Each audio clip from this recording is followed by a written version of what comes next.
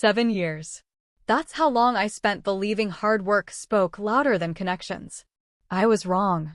My name is Emma Carter, and for 7 years, I worked as a senior project coordinator for a commercial construction consulting firm in Dallas. When I joined the company, we were a small team of 25 employees working out of a cramped office with stained carpets and broken coffee machines. I stayed because I believed in what we were building. As the company grew, so did my responsibilities. I wasn't just coordinating projects anymore. I trained new employees. I managed client schedules. I solved problems before they reached senior management. If a client threatened to walk away, I was usually the one sent in to calm the situation. If a project fell behind schedule, I stayed late until it was back on track. There were weekends I worked without being asked. Vacations I canceled because a client needed help. Birthdays I celebrated through video calls because I was stuck at the office.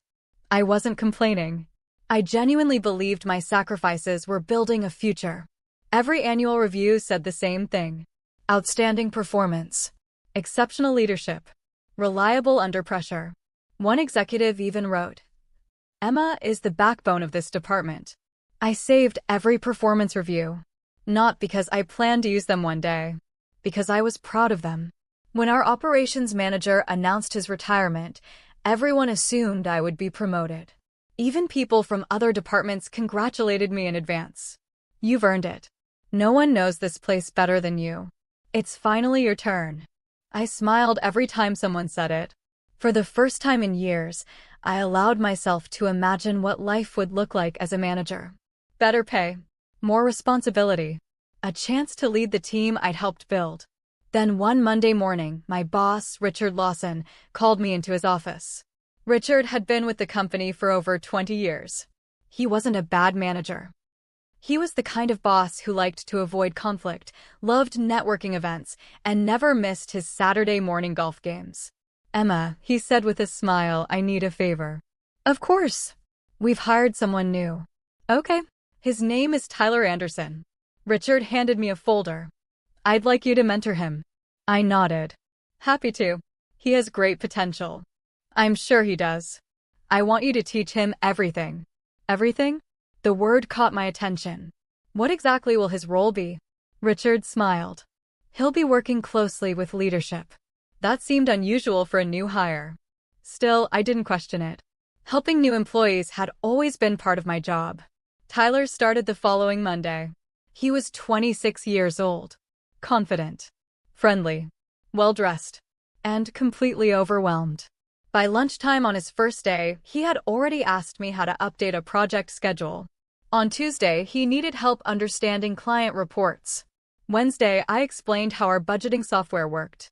Thursday, I corrected mistakes in a proposal he had almost emailed to one of our largest clients. Friday, I stayed 2 hours late helping him prepare for a meeting.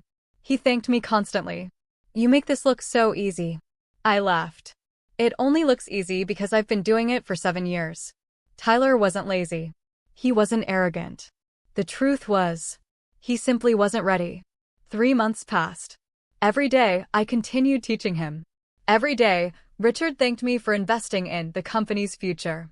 Then came the email everyone had been waiting for. Department meeting, Friday, 3 p.m. Subject: leadership announcement. The office buzzed with excitement. Several coworkers walked past my desk smiling. One whispered, "About time." I felt nervous, but also hopeful. At exactly 3 o'clock, the entire department gathered in the conference room. Richard stood at the front. "I want to thank everyone for your hard work this year." He talked about company growth, client satisfaction, future opportunities. Then he smiled. "I'm pleased to announce our new operations manager." My heart pounded. This decision wasn't easy. He looked across the room. "Please congratulate." A brief pause. "Tyler Anderson." For a moment, I honestly thought I'd misheard him. The room was silent. No applause. Just confused faces. Then a few people slowly started clapping. Tyler looked shocked. I don't think he'd expected it either. One coworker sitting beside me quietly whispered, "You're kidding." Another muttered, "This has to be a joke." It wasn't. Richard shook Tyler's hand while everyone else forced polite smiles. I sat perfectly still. 7 years. Gone in a single sentence. After the meeting, people kept stopping by my desk. I'm so sorry, Emma. Everyone thought it would be you. You deserved that promotion. I thanked them. But sympathy doesn't change reality. Around 5 o'clock, Richard knocked on my office door. You have a minute? I followed him into his office. He closed the door behind us. I know you're disappointed. I nodded. I'd just like to understand. Richard sighed. Tyler brings something different to the leadership team. What exactly? He hesitated. Then he smiled awkwardly. I've known his father for years. I frowned. What does that have to do with this promotion? Richard looked almost embarrassed. Our families have been friends for a long time. I stayed quiet. We play golf together most weekends. There it was. Not experience. Not performance. Not leadership. Golf. 7 years of loyalty had just lost to 18 holes every Saturday morning. I looked Richard straight in the eye. So, that's really what this was about? He didn't answer. He didn't have to. His silence told me everything. At that moment, I realized something that changed my career forever. I hadn't lost the promotion because I wasn't qualified. I lost it because the decision had been made long before the interviews ever began. And once I accepted that, I stopped asking myself how to earn their respect. I started asking a much better question. Why was I still working for people who had never intended to give it to me?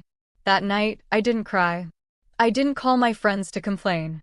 I didn't write an angry email or post a rant on social media. Instead, I opened my laptop, updated my resume, and changed one line that had stayed the same for 7 years. Current employer. By midnight, I'd submitted applications to 4 companies. One of them was a national construction consulting firm called Pinnacle Infrastructure. Unlike my current employer, they didn't seem interested in titles. During my first interview, the hiring manager, Michelle, asked me a question no one at my old company had ever asked. Tell me about a project you're most proud of. For the next 20 minutes, I talked about solving problems, managing deadlines, and keeping difficult clients happy. When I finished, Michelle smiled.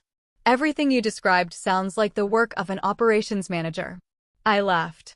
I've been doing that job for years. So why aren't you one? I paused before answering. My former company had different priorities. She nodded as if she'd heard that answer before. 2 weeks later, Pinnacle offered me the position of Regional Operations Manager. The salary was nearly 40% higher than what I'd been making. The benefits were better. The leadership team actually listened when people spoke. Most importantly, they valued experience over connections. I accepted immediately. The salary was nearly 40% higher than what I'd been making. The benefits were better. The leadership team actually listened when people spoke. Most importantly, they valued experience over connections. I accepted immediately. When I handed Richard my resignation letter, he looked genuinely surprised. You're leaving? I am. You've always been loyal to this company. I was. He leaned back in his chair. Is this about the promotion? I smiled politely. No, it wasn't entirely true. It helped me realize my future wasn't here. Richard sighed.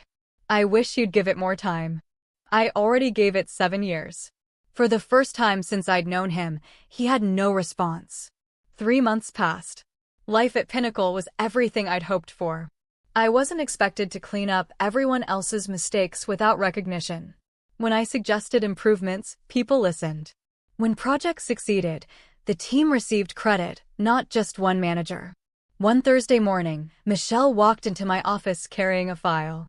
Emma, we've been invited to bid on the Riverside Medical Expansion Project. I recognized the name immediately.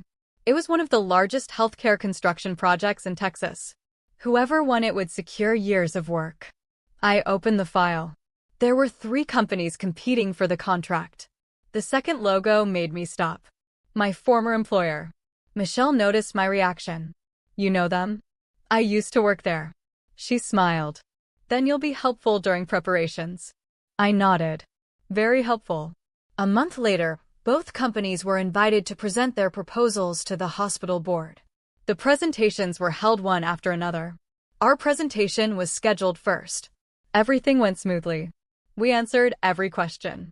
We explained our timeline, risk management plan, and staffing strategy. The board seemed impressed. Then it was my former company's turn. I stayed in the room as an observer. Richard walked in. So did Tyler. He was wearing an expensive suit that looked 2 sizes too big. When Tyler saw me sitting at the conference table, his eyes widened. "Emma?" I smiled. "Good morning, Tyler." Richard looked equally surprised. "I didn't know you worked for Pinnacle." "I do." Michelle stepped forward. "Emma leads our operations team for this proposal." Richard forced a smile. "Congratulations." "Thank you." The meeting began. For the first 15 minutes, everything went according to their plan. Then the hospital's chief financial officer asked a simple question. "Who will oversee day-to-day operations if your company wins this project?" Richard smiled confidently. "Tyler Anderson." The CFO turned toward Tyler. "How many hospital expansion projects have you personally managed?" Tyler hesitated. "This would be my first." The room became noticeably quieter. Another board member spoke. "Who managed your previous healthcare projects?" Richard glanced at Tyler. Then, he glanced at me. I saw the realization on his face. Every successful healthcare project listed in their proposal. I had managed. Not Tyler. Me. The board continued asking detailed questions. Questions Tyler couldn't answer. Questions I had answered dozens of times over the years.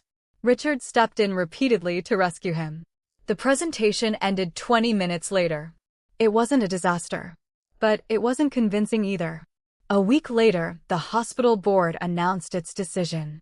Pinnacle Infrastructure had won the contract. The official feedback wasn't personal.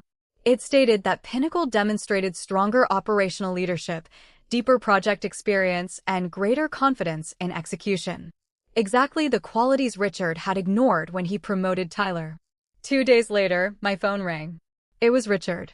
"I suppose congratulations are in order." "Thank you." There was a long pause. "I owe you an apology." I didn't interrupt him. I thought promoting Tyler would strengthen relationships. Instead, I lost one of the strongest leaders this company ever had. His voice sounded tired. I should have promoted the person who earned it. I appreciated his honesty. But honesty after the damage is done doesn't undo the damage. "I hope the company does better in the future," I said. "So do I." 6 months later, I met one of my former coworkers for lunch. "You know what everyone says now?" she asked. "What?" "They still compare every new manager to you."